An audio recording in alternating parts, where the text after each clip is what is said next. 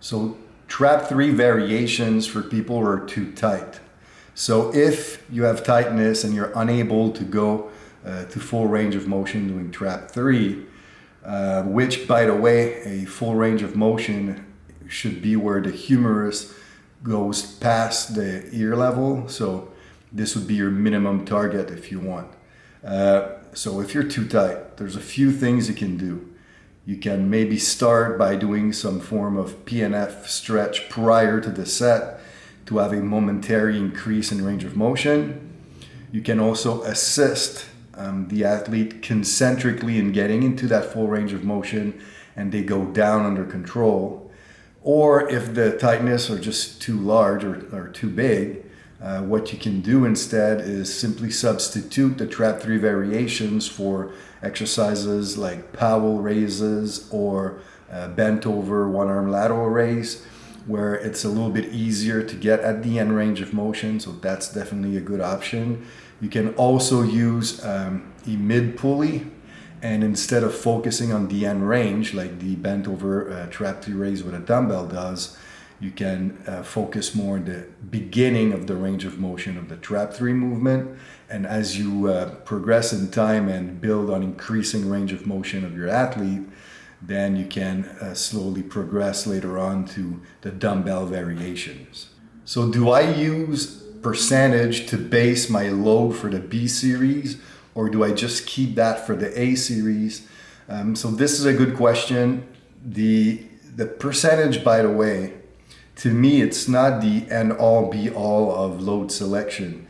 The way I look at it is I use the percentage as a gauge or a guide, if you want, to know approximately what kind of load I'm going to use. Now, we know that there are some variance between people.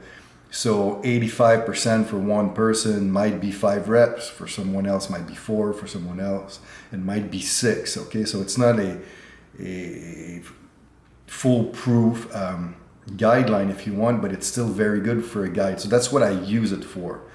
But to answer the question, I don't like to really use it for the B series, because at that point that percentage becomes even less accurate.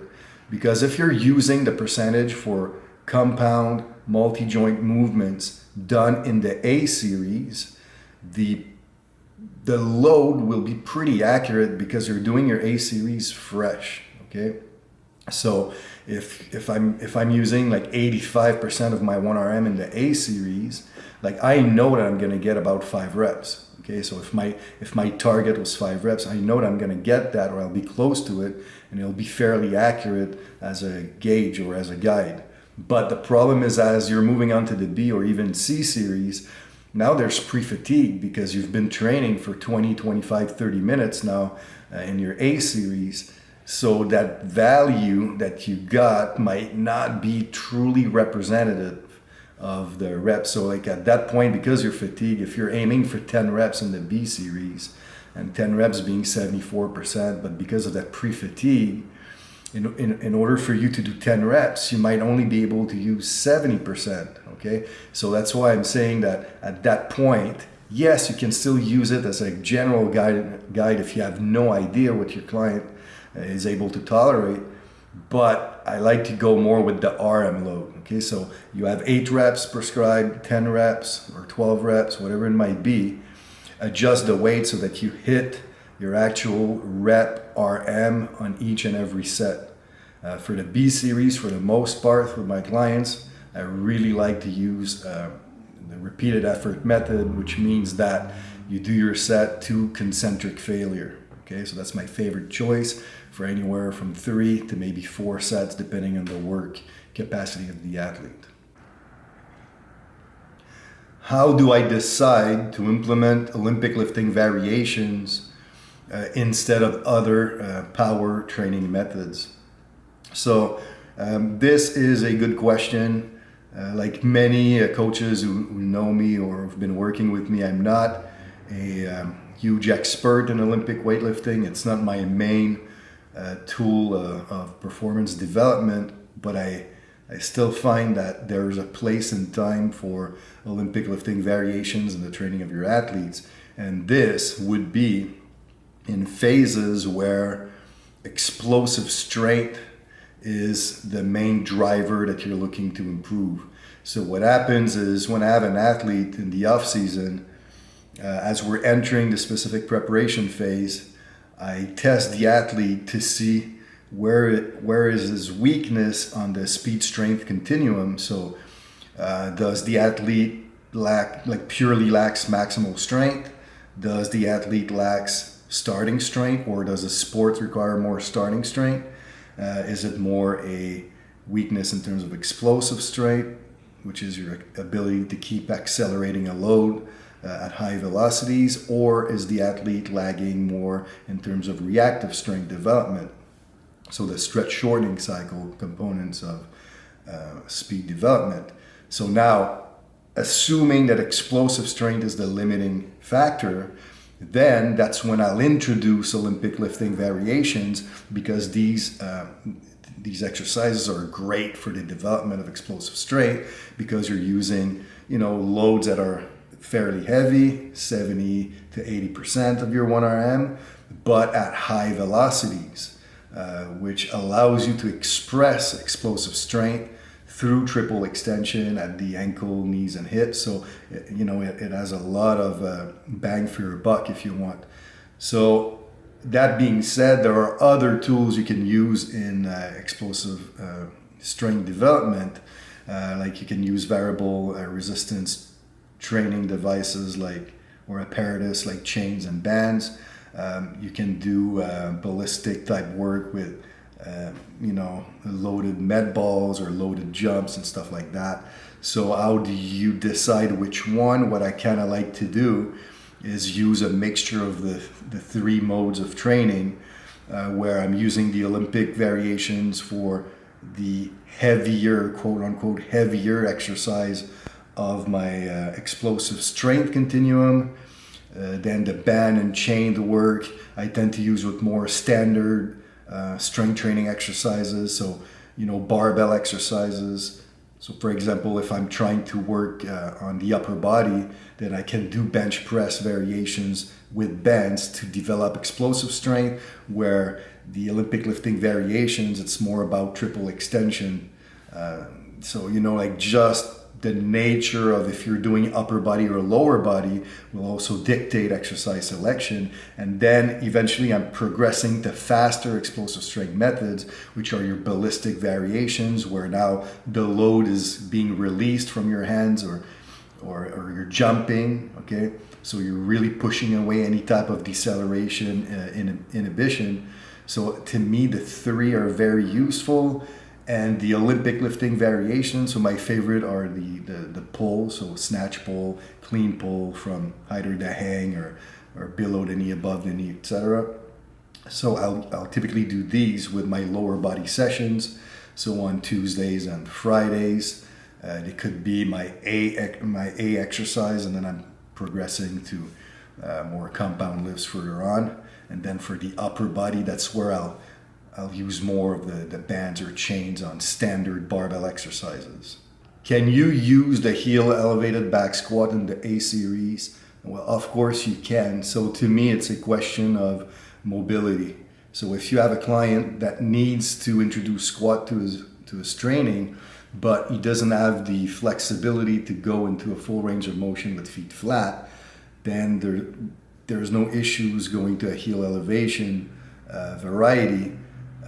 Until the client actually gains the mobility to get to a squat with feet flat on the floor. So to me, it's a tool, and you use the tool if needed to progress to your ultimate, but not always achievable goal of feet flat on the ground. So to me, it's a non-issue. You can definitely use the heel elevated in the A series. So the question is regarding a 3-week training split I have in my book, 66 Strategies to Program Design, where it's a higher frequency split training routine.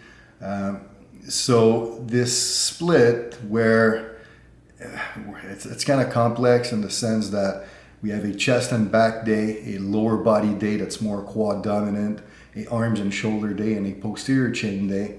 And what happens is over the course of 3 weeks, The upper body sessions are completed 4 times, and the lower body sessions are repeated 3 times.